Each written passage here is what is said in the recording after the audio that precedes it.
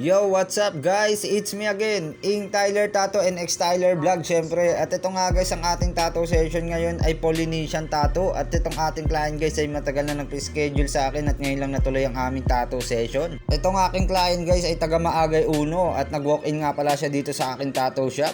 At itong design ng ating client guys ay napaka-solid. Iniba namin yung ibang details dito kasi gusto niya kulayan yung yung kanyang Polynesian ng pula. Kaya itong ginawa ko sa kanya, kinulayan ko kasi kung kukulayan naman yung ibang part ng Polynesian ay hindi nababagay.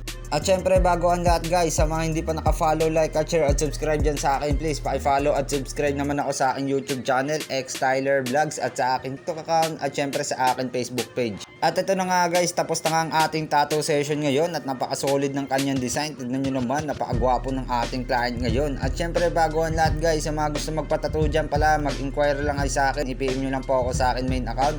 I-send nyo lang po sa akin ng design nyo na mapag-usapan natin yan. Bibigyan ko po kayo ng malaking discount. PM for more details, we accept GCash payment, we walk-in, schedule, home service at sa service fee, depende po sa layo ng location nyo.